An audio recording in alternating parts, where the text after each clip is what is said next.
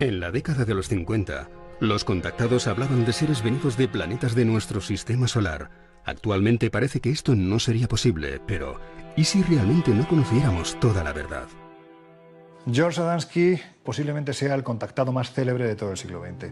Era un hombre que desde muy pequeñito había tenido muchas inquietudes por observar el universo. De hecho, tenía dos pequeños telescopios a los que había acoplado dos máquinas fotográficas. Llevado por esta curiosidad, se fue a Desert Center y una noche, en noviembre del 52, pues observó cómo las estrellas del cielo quedaban totalmente tapadas por una esfera gigantesca que surgía en las alturas. A partir de ese primer encuentro, él desarrolla una misteriosa capacidad, y es la de escuchar la voz de sus contactadores. Y en una de esas comunicaciones, él siente la necesidad de dirigirse a 16 kilómetros del desierto central, donde, en compañía de unos amigos, tendrá un encuentro con un ser de unos 2 metros de altura, con melena rubia, que tiene un mensaje para él y para la humanidad. Un ser supuestamente extraterrestre al que llamó Orton, así decía llamarse, y que procedía del planeta Venus. Le dijo, bueno, pues que la escalada bélica que se estaba produciendo en aquel año de 1952, con diferentes pruebas nucleares, podía afectar al futuro de la Tierra y que su misión no era ni más ni menos que dar a conocer este mensaje.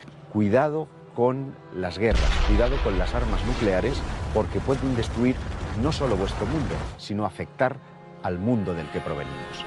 De modo que es un mensaje verdaderamente inquietante, pero que hay que entender dentro del contexto de Guerra Fría que se estaba viviendo en aquel entonces. A partir de ahí se produjeron muchos más contactos y, de hecho, un mes más tarde, Adamski aseguró haber montado en esa nave extraterrestre y haber viajado a la Luna, donde había una comunidad de extraterrestres, como una especie de colonización previa, que vivían en una especie de cúpulas. Y a partir de ahí, Adamski empezó a obtener una serie de fotografías en las que aparecían esos objetos volantes no identificados, que posiblemente hoy día sean las más clásicas de la ufología. Es igualmente significativo el incidente protagonizado por Daniel Fry, un ingeniero en propulsión de misiles y aeronaves que trabajaba en White Sands, en los Estados Unidos. El día 4 de julio de 1950 salía para ver los fuegos artificiales del Día de la Independencia cuando le llamó la atención una luz en el firmamento, una luz que en pocos instantes aterrizaría muy cerca de donde él se encontraba. Quedó verdaderamente fascinado. Aquel objeto no emitía ningún tipo de ruido y no habían turbinas que pudiera reconocer. Y fue ahí donde empezó a recibir una serie de mensajes telepáticos, mensajes que le decían que se metiera aún más en el desierto porque un extraterrestre que decía llamarse Alan le estaba aguardando. De hecho, en ese desierto pues encontró un objeto que había aterrizado y telepáticamente ese supuesto extraterrestre le dijo que no tocara el aparato. Cuando Daniel Fry le dijo que por qué no salía, que por qué no podía verle, pues este tal Alan le dijo que no estaba todavía acostumbrado al ambiente, a la atmósfera de la Tierra. Se abrió una compuerta y Daniel Fry entró en su interior. Lo que encontró a continuación es una estancia con 4 asientos y no había nadie en el interior, pero la voz persistía, una voz que le decía que iba a viajar fuera de la Tierra. Y desde allí empezó a distinguir tanto las luces de Cincinnati y posteriormente las de Nueva York. Sería el primer hombre que determinaría que es posible viajar a bordo de objetos volantes no identificados. Cuando Daniel Fry preguntó al supuesto extraterrestre que de dónde procedían, este le contestó que eran seres humanos que habían viajado a otro planeta. Se volvieron personajes carismáticos, hasta tal punto que consiguieron hacer proyectos e hicieron proselitismo con sus propios experimentos y digamos que formalizaron modelos, yo diría neorreligiosos, que se fueron adecuando a la decadencia simultánea de las grandes religiones que ya tenían controlado el comportamiento de las masas en Occidente. ¿Es toda una invención, un trastorno psicótico del presunto contactado, o hay algo de cierto en todos estos casos? Cuando yo hablo de la verdad, la tomo como algo real. Acepto su realidad. No lo pongo en duda, porque objetivamente para esa persona es simplemente la realidad. Después, al conectar con nuestro entendimiento de un mundo que es real, Puedo simplemente decir, parecía real, pero entiendo que otras personas pueden tener otro punto de vista. Es importante para la persona que me necesita como psiquiatra darle a entender que yo creo su verdad y que también para mí es real. Hay casos clínicos en que el individuo objeto de ese contacto tiene una cordura absoluta y sin embargo tiene mensajes que son coherentes, incluso anticipándose al futuro. Desde ese punto de vista, el fenómeno es indudable, incuestionable y real. Muchos de ellos aseguran hacerlo vía telepática, empleando la transmisión del pensamiento. Pero otros sistemas que se han utilizado para establecer contactos previa cita con las inteligencias que tripulan los ovnis son la escritura automática y fundamentalmente la Ouija. El contactismo se sirvió de otros métodos más cercanos al espiritismo del siglo XIX, pero que ya en los años 50 del siglo XX estaban más asociados, más ligados al contacto ufológico. El espiritismo no dejaba de ser una religión y un culto, unos mensajes que transmitían las personas que habían fallecido y que se ponían en contacto con quienes estaban vivos y tenían que dar esperanza, luz a la humanidad. Exactamente lo mismo que ocurrió a partir de mediados del siglo XX con los contactados. Hacían y decían exactamente lo mismo. Lo que ocurre que los espiritistas estaban en contacto con los espíritus de las personas fallecidas y los contactados estaban en comunicación con seres que venían de las estrellas. Algunos expertos alertan que tras sus aparentes experiencias gratificantes podría ocultarse un posible riesgo mental y físico para el contactado. ¿Su primer contacto puede ser un peligro? Puede. Tengo que decir que sí. Es un riesgo que depende de la personalidad de esa persona. Si esa persona no tiene una estructura interna fuerte, bien construida, con una gran capacidad crítica, puede desestructurarse y volverse inadecuado para la sociedad actual. No creo para nada en la existencia de ningún tipo de peligro. Hay algunos suicidios muy conocidos de personas que mantuvieron ese tipo de contactos y comunicaciones a través de la Ouija y de otros mecanismos, e incluso casos de individuos que se han convertido en algo parecido a líderes sectarios. El equilibrio en esas personas estaba antes, y lo que hace el contacto con lo que sea a través de esos mecanismos es lo que desequilibra ya totalmente la mente de esa persona. En 1974, un grupo de estudiantes de la Universidad Católica de Lima, después de recibir unos sorprendentes mensajes, deciden trasladarse a los arenales del Chilca, en el desierto peruano. Su intención es contactar con seres extraterrestres. Carlos y Sixto Paz habían mantenido una suerte de contacto psicográfico, es decir, la mano se les movía escribiendo garabatos y posteriormente nombres coherentes y comunicaciones coherentes que les advertían previa cita de un avistamiento ovni. El caso es que cuando llegan, efectivamente, se encuentran con ese objeto no identificado. Ellos aseguraban contactar con un extraterrestre llamado Oxal, que procedía de Ganímedes, que es el tercer satélite de Júpiter, con el que incluso llegaban a compartir viaje, porque había una serie de métodos, por ejemplo, los llamados Shendras, que eran una especie de ventanas a otra dimensión, a otra realidad, que ellos utilizaban en los arenales de Chilca para acceder a ese planeta habitado que era Ganímedes. Si le damos la vuelta a la palabra Rama, ¿qué dice? Amar. La misión Rama, dentro del mundo del contactismo, el fenómeno ovni, es puro, precisamente, mensaje de amor, de compañerismo. La noticia corre como la pólvora y un periodista español, Juan José Benítez, viajará hasta el Perú para conocer la aventura de estos hermanos, y a partir de ahí surge un libro llamado SOS a la Humanidad, que se distribuirá por todo el mundo y creando grupos Rama por todo el planeta. El propio Juan José Benítez es testigo de la aparición de esas naves gigantescas, naves o lo que fueran, pero lo cierto es que algo apareció en los arenales de Chilca. Los colectivos Rama de todo el mundo se reunían a hacer meditación, a lo largo de las cuales, recitando el mantra Rama es amar, solían muchas veces obtener mensajes de tipo psicográfico. Es como si desde aquellos lejanos planetas cogieran la mano de los contactados peruanos y les hicieran escribir esos mensajes que eran muy similares a los que cualquier otra religión puede transmitir, con la particularidad de que en esos mensajes los seres de otros mundos decían que iban a dar pruebas de su existencia y en no pocas ocasiones los citaban a tal hora, en tal sitio, y apareceremos, les decían. Los escépticos suelen decir a menudo que esos guías extraterrestres con los que dicen contactar estas personas no están más que en la imaginación de cada uno de ellos. Pero, ¿cómo explicamos entonces los avistamientos previa cita? Cuando uno es capaz de determinar el lugar y el momento exacto en el que van a aparecer de nuevo esos ovnis. Hay muchos contactados, de hecho en España tenemos algunos con nombres y apellidos que invitan a quien quiera a que acudan determinados días del mes, a que vayan con ellos, porque en los cielos se ven, y se ven cosas muy extrañas. No sé si asociadas al fenómeno extraterrestre, pero lo que sí es cierto es que son lo suficientemente extrañas como para que no tengan explicación.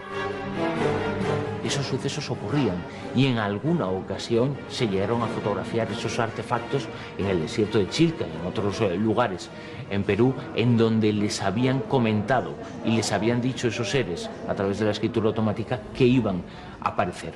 No sabemos si estaban en contacto con extraterrestres o no, pero sí sabemos que esas experiencias, por la cantidad de testimonios que hay, esos avistamientos sí eran completamente reales. Misión Rama es posiblemente el fenómeno contactil, socialmente hablando y posiblemente misteriosamente hablando, más importante del siglo XX.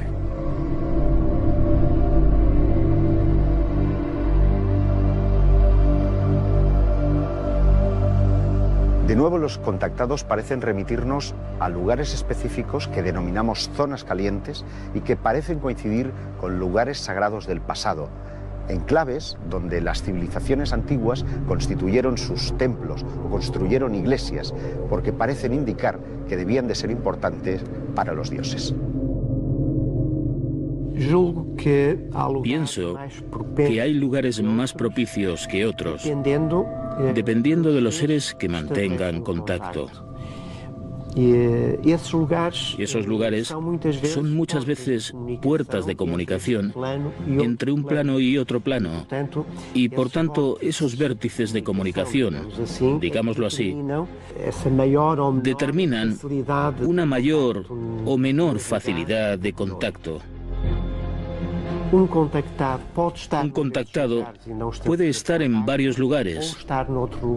Uno de estos seres puede estar en varios lugares y establecer varios contactos por estar en un estado mental propicio para tener esas comunicaciones.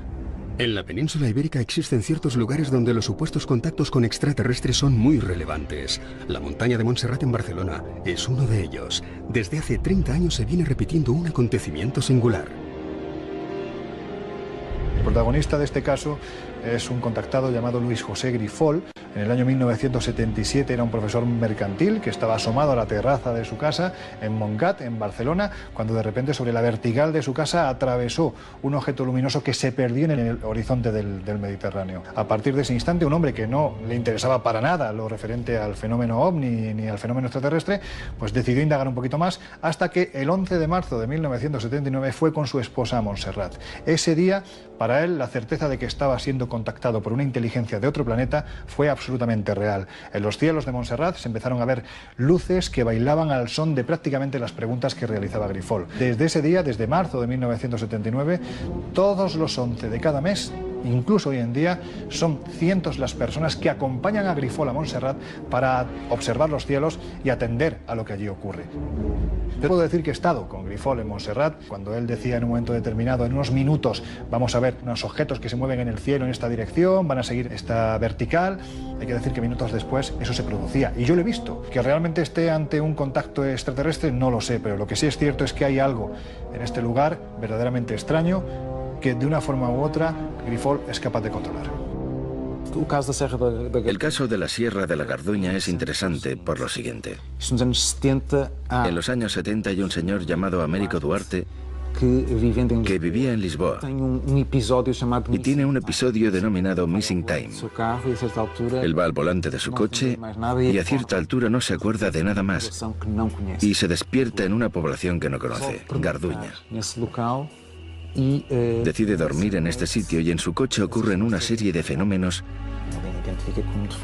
que él identifica como una serie de objetos. Él tiene una serie de avistamientos y lo ve como una señal. Años más tarde, en el 73, viaja con su familia de Lisboa a Garduña y dice ser abducido por primera vez. La situación que él describe es que le llevaron a una base subterránea, en el interior de la sierra, donde ve unos seres y naves aterrizando. Eso sería realmente una muestra de sus bases. Cientos de grabaciones y fotografías circulan por la red mostrando pruebas sobre la veracidad de los contactos y los mensajes de estos enigmáticos seres.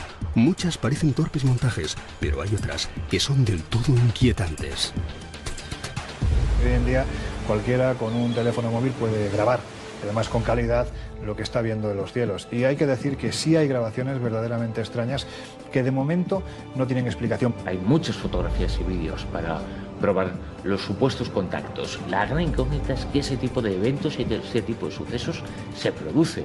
A finales de los años 70, un grupo de contactados que habían estado vinculados a Misión Rama y otros grupos les dicen esos contactos que se van a aparecer en las proximidades nada más y nada menos que de la Basílica del Pilar, en Zaragoza. Y ese suceso ocurre. Y horas después fotografían y filman la presencia de una serie de extraños objetos sobre la propia Basílica del Pilar. ¿Qué era? No lo sabemos.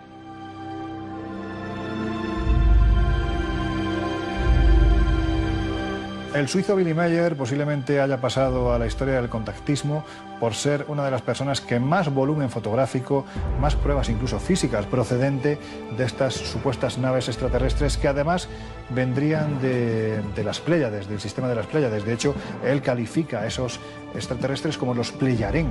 Posiblemente las fotografías de los objetos volantes no identificados que toma en Suiza, en unos parajes bellísimos, son las mejores que jamás se han podido mostrar. Son reales. Con el paso del tiempo, la mayor parte de estudiosos y de investigadores han encontrado pequeñas pruebas e indicios para sospechar que lo que contaba este personaje era un fraude. Siguen existiendo algunas dudas y personas que defienden la autenticidad del caso de Edward Meier. Lo importante es que a nivel cultural y a nivel sociológico tuvo una influencia enorme y sus imágenes son un auténtico icono. Muchos creen que el proceder de aquellos que dicen haber contactado con entidades de otros mundos es idéntico al de los antiguos profetas y que el objetivo de sus ocultos mentores sería el moldear las creencias de las personas de su entorno. Hoy en día se considera claramente que lleva el mismo punto del misticismo de otras épocas. Es decir, las personas llegan a la conclusión de que ellos han sido elegidos. Antiguamente eran los dioses, luego posteriormente el dios católico o el dios correspondiente, pero lo que sí hoy está claro es que estas personas viven de alguna manera su propia relación con entidades supuestamente extraterrestres como una elección de ellos hacia la persona y por lo tanto van a ser alguien con una capacidad especial y son los elegidos que tienen que dar muchas veces un mensaje. Si los profetas del pasado equivalen a los modernos contactados, se diría que hay un plan sistemático para modelar las creencias de la población, para crear religiones y filosofías que adoren a esos dioses que hoy denominamos extraterrestres. Yo creo que no cabe duda ninguna de que el fenómeno extraterrestre y especialmente el fenómeno contacto está modelando absolutamente las creencias de los lugares donde supuestamente se manifiestan. Estamos hablando de una nueva religión, ¿no?, creada al albor precisamente de este tipo de avistamientos. Uno de los claros ejemplos es el de Eugenio Siracusa, ¿no? Él aseguraba que estos extraterrestres, Astar, Serán e Itacar, pues eran una especie de figuras milenarias que habitaban en otro planeta y que de hecho habían acompañado, por ejemplo, a Jesucristo el día de la crucifixión. Es decir, estamos hablando de que se modelan las creencias y no solo eso, se mezclan y se adaptan a las religiones ya existentes. En mi opinión, el fenómeno ovni no se basa en un sistema de creencias, ya que existen numerosas pruebas a lo largo de la historia que demuestran un contacto extraterrestre o interdimensional. Seres muy evolucionados, muy inteligentes, que saben lo que están haciendo, es decir, que tendrían cierta experiencia a la hora de contactar ya con razas, con el desarrollo evolutivo que tenemos los seres humanos, y que estarían controlando un proceso con unas pautas, con unos tiempos perfectamente definidos.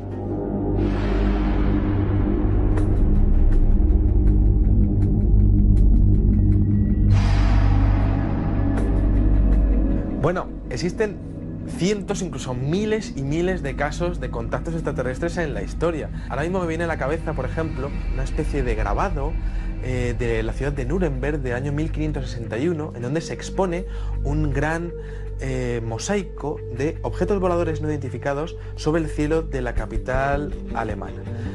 Más interesante, por ejemplo, es el hecho de poder ver cómo también hay pinturas rupestres, por ejemplo, en los Wandjina de las cuevas de Kimberley, o incluso las cuevas famosas de Tassili, en donde aparecen perfectamente definidos seres muy similares, además, a los que aparecen protagonizando las abducciones en el siglo XX y también aquí a principios del siglo XXI.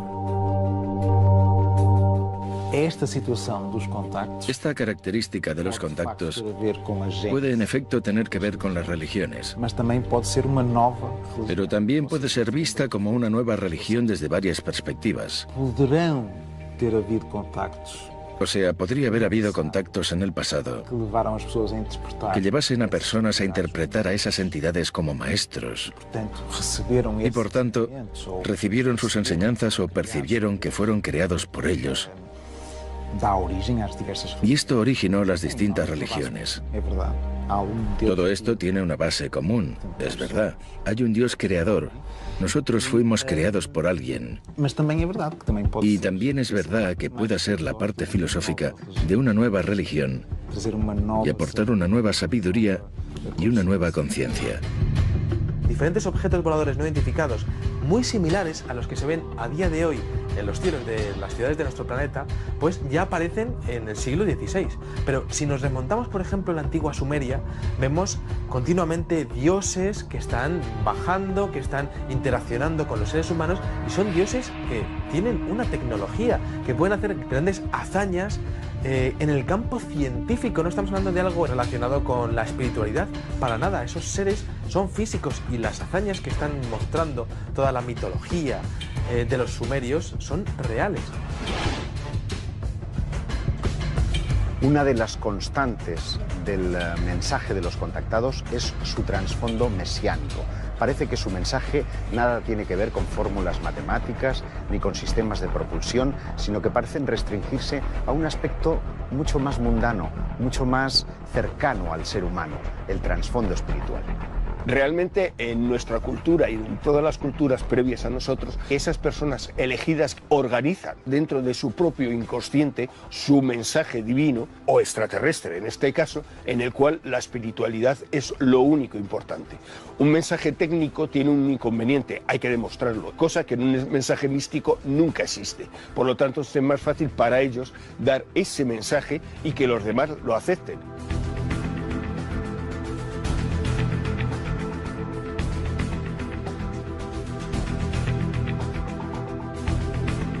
Un contactado es una persona que va a sufrir un fenómeno psicológico muy importante en su vida y por lo tanto va a tener una respuesta como cualquier problema psicológico que pueda afectar su manera o su visión de la vida como la tenga en ese momento.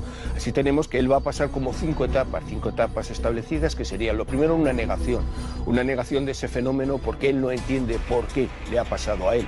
Posteriormente esa negación le llevará a una respuesta de ira, de respuesta de, bueno, si ellos no me entienden no es mi problema, yo he tenido esa vivencia. Ello le va a llevar a un cuadro depresivo, generalmente por rechazo social, que él va a hacer que de alguna manera se aísle, no quiera comunicarse con el exterior. Y por último tendrá una aceptación de, bueno, es lo que me ha pasado a mí.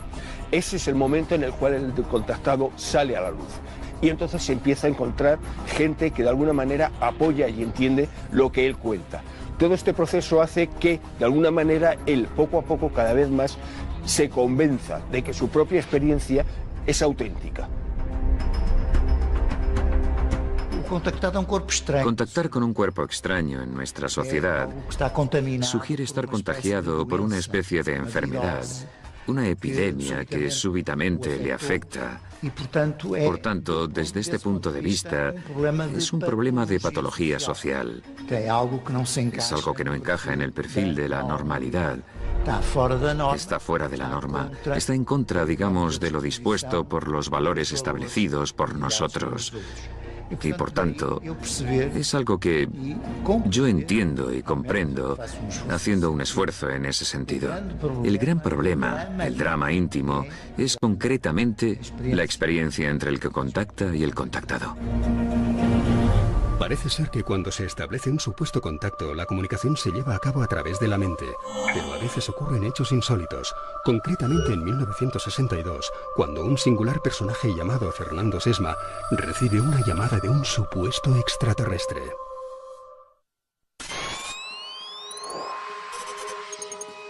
La llamada que recibe Fernando Sesma en un céntrico café madrileño origina el misterioso caso de Humo. Este controvertido asunto afectó a cientos de personas que estaban convencidas de mantener correspondencia con una inteligencia extraterrestre. El caso Humo, digamos que habría que focalizarlo en torno a la figura de un personaje muy conocido en aquella época, hablamos de los años 50 del pasado siglo, llamado Fernando Sesma Manzano, que es el que empieza a aglutinar toda la información procedente de este planeta que supuestamente se ubica en la estrella 424 a 14,5 años luz de la Tierra. Él capitanea a partir de sus primeras experiencias una serie de reuniones en el Café León, en el centro de Madrid, y él consiguió que algunas de esas históricas y míticas tertulias literarias se convirtieron también en tertulias sobre extraterrestres y sobre ovnis.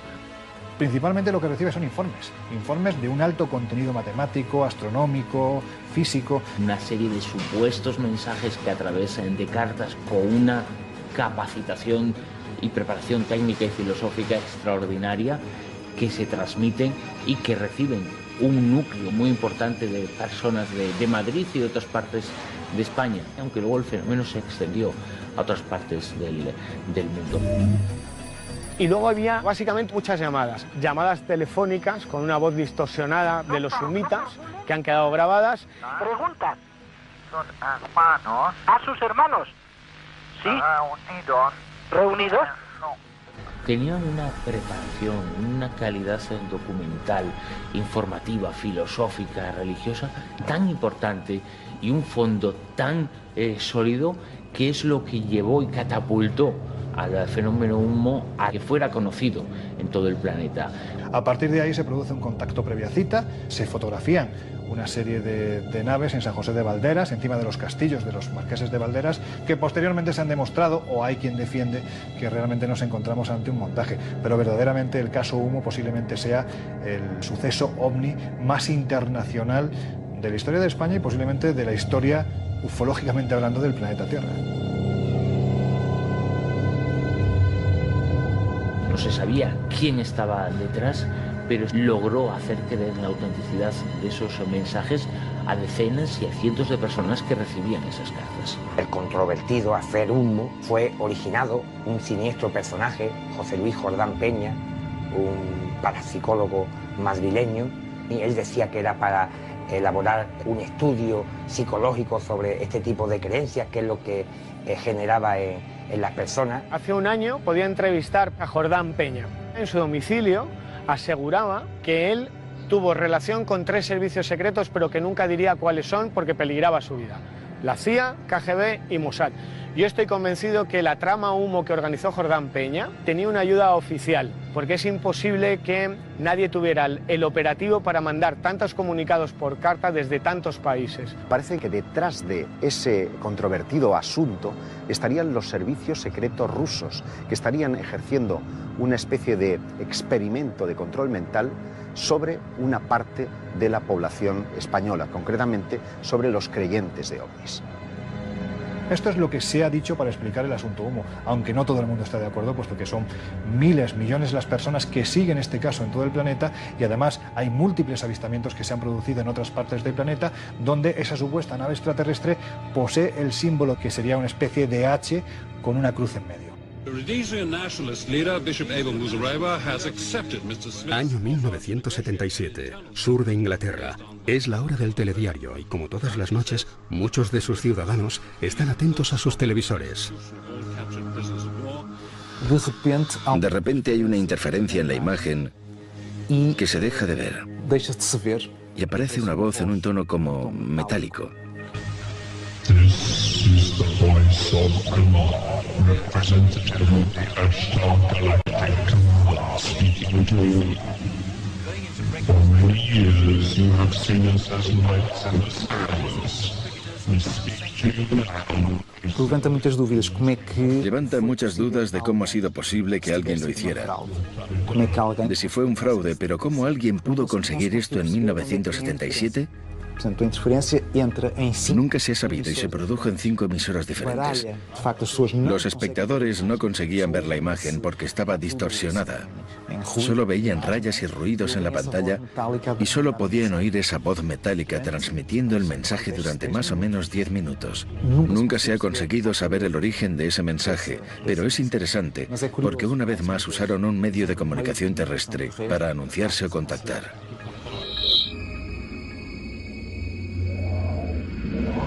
El 17 de agosto de 1985, millones de personas pudieron observar las evoluciones de un ovni sobre los cielos de Santiago de Chile.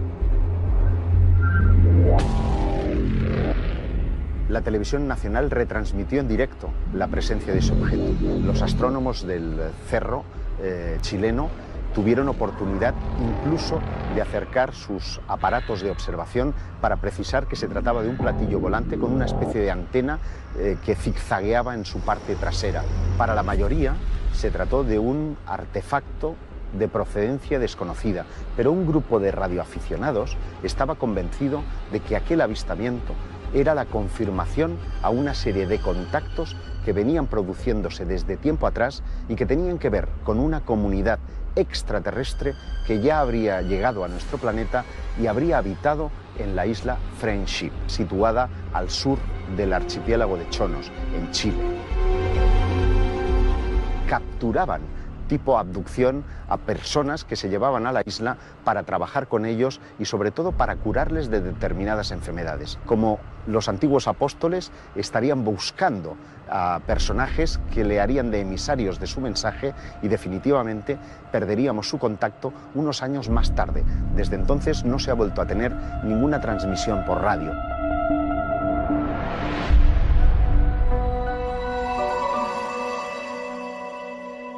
Los gobiernos tienen un contacto con supuestas inteligencias extraterrestres. ¿Y por qué no? La realidad siempre supera la ficción. Yo te puedo contestar lo que me contestaba el teniente Felipe Carrasco en la base aérea de Morón de la Frontera. Él, el 25 de diciembre de 1980, junto a 15 soldados más, ven sobrevolar un objeto con forma de Zeppelin por la base aérea de Morón. La pregunta no es si ya tienen un contacto, la pregunta es qué pueden decir los gobiernos cuando hay artefactos que rompen cualquier tipo de ley aeronáutica, que tienen la capacidad de manejar el tiempo, el espacio. ¿Qué dices que son? ¿Cómo justificas? Há un caso de Dr. Frank Stranger. Tenemos el caso del Dr. Frank Stranger. Él habla del episodio Stranger en el Pentágono, donde habría un infiltrado con conocimientos. Quizá no fuese realmente un infiltrado, pero sería una entidad extraña que estaría en el Pentágono. Esto estaría relacionado con lo dicho por Bob Dean, que habla de 4 especies, en las que 2 de ellas serían semejantes a nosotros y que serían fácilmente distinguibles por la calle, lo que plantearía cuestiones de seguridad. Incluso en las dependencias militares tendrían miedo de que hubiese infiltraciones, porque podría haber incluso especies dentro de la Casa Blanca sin saberlo. Pero este habla específicamente de un venusiano que digamos sería ya como una especie de intermediario del gobierno americano. Hay 2 vertientes de la teoría de la conspiración que afectan al mundo de los contactados. De un lado, en la génesis de todo esto, en el caso Adamski, el FBI habría utilizado a este contactado para sonsacar secretos de Estado durante una gira que George Adamski hace por Europa. Pero hay otra no menos inquietante, y es el hecho de que el complot venga de manos extraterrestres. Hay quien sostiene que presidentes como Truman o Eisenhower han mantenido ya un contacto abierto con estas inteligencias a raíz del incidente Roswell en 1947 y que incluso habrían pactado el intercambio de tecnología alienígena por una serie de abducciones humanas. En el año 1994, bajo el proyecto Delfos, un grupo de expertos se reunieron para tratar, entre otros asuntos, el mundo de los contactados. Llegaron a la conclusión que todos estos tipos de contactos, incluidas las apariciones marianas, se deberían a una inteligencia no humana que estaría manipulando nuestras mentes. Para comprobarlo, pusimos en marcha una serie de procedimientos, experimentaciones Ouija, de psicografías, de experimentos de tipo telepático, que tuvieron un resultado verdaderamente estremecedor, porque recién empezábamos las experiencias, varios de los miembros resultaron muertos por causas, digamos, naturales, pero sin conocimiento previo, con lo cual a todos nos sobrecogió y el proyecto quedó absolutamente abandonado. La propia ciencia ya está diciendo que, cuidado señores, vamos a intentar crear unos protocolos de actuación ante la posibilidad de un contacto, porque ellos, siguiendo las tesis darwinistas, si la evolución en este sentido es la misma que ha llevado el ser humano en sus sucesivas colonizaciones, desde luego, ante una civilización inferior que puede ser la nuestra, lo que puede hacer una civilización superior como puede ser un extraterrestre, posiblemente no sea bueno para la humanidad. Y es que una de las conclusiones a las que llegamos los firmantes del manifiesto de Delfos es que podía resultar sumamente peligroso jugar con todas las cosas del oculto, porque la energía que puede devenir de cualquier contacto de esta naturaleza tiene un claro efecto subyugador sobre la psicología humana y, por otro lado, puede llegar a fascinarnos tanto y puede destruir nuestra propia personalidad. Desde los años 70, los responsables del SETI, un proyecto de la NASA para la búsqueda de inteligencia extraterrestre, escudriña el universo con sus radiotelescopios. La información oficial es que hasta ahora no se ha detectado ninguna comunicación inteligente.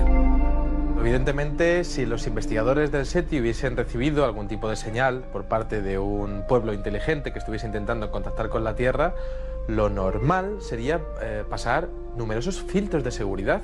Yo pienso que no se llegaría a desclasificar ningún tipo de información relacionada con una comunicación así, ya que cambiaría totalmente tanto el paradigma científico como la economía y la sociedad de los seres humanos. Estaríamos hablando de un caos tanto económico como moral y religioso. Hace muy poquito tiempo, Szostak es uno de los astrónomos ligados al proyecto SETI, pues hablando precisamente de la posibilidad del contacto, aseguró que en cuestión de 25 años ese contacto será real, absolutamente real, porque si hasta ahora se han mapeado unos cuantos miles de sistemas estelares, para dentro de 25 años, de un cuarto de siglo, estaremos hablando de más de 1 millón. Espacio suficiente para que ese contacto sea ya real al 100%.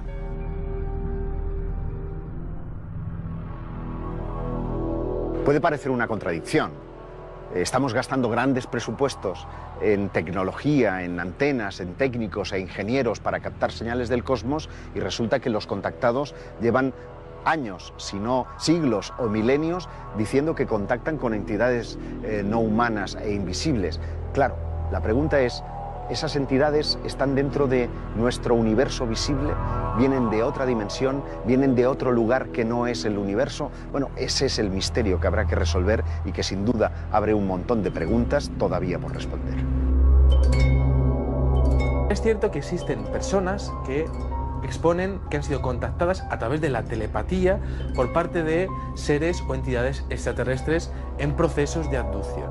Entonces, claro, existe una contradicción porque se podría llegar a comunicar mediante la telepatía, pero nosotros estamos utilizando antenas y radiotelescopios, ¿no? Entonces, creo que a nivel local, es decir, lo que sería de entidad a entidad, sí que podría llegar a funcionar la telepatía, tal y como se ha demostrado en muchos casos de abducción considerados reales. Pero claro, a nivel global, para una comunicación con toda una especie, sí que se tendrían que realizar mensajes de radio que fuesen pues retransmitidos a través de radiotelescopios, ¿no? Miles de personas aseguran haber contactado con alguna entidad desconocida. Muchas de ellas afirman que se trata de seres que no pertenecen a nuestro mundo. Esta avalancha de testimonios animaría a pensar que podrían haber existido contactos con seres extraterrestres. Con los datos que disponemos hoy en día, sí podemos afirmar que determinados contactados han tenido contacto con algo extraño, con unas inteligencias del tipo que sean, que parecen manejarse a su antojo y que en ocasiones corresponden a las peticiones que hacen estos contactados. Las personas que lo afirmaban no estaban mintiendo y sí podían mostrar, en algunos casos, pruebas de que lo que decían por lo menos era cierto. ¿Estaban detrás o no seres de otros mundos? No lo sabemos, pero no mentían.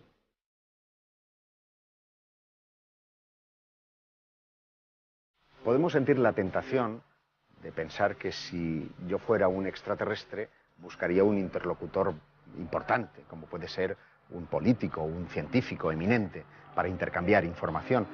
Pero, sin embargo, los protagonistas de los incidentes de contacto son más bien personas sencillas, personas normales. Para nosotros, con nuestras consideraciones, son personas simples, sin gran cultura, pero deben tener algo, alguna característica que se nos escapa, puesto que son consideradas muy importantes por estas entidades que los escogen.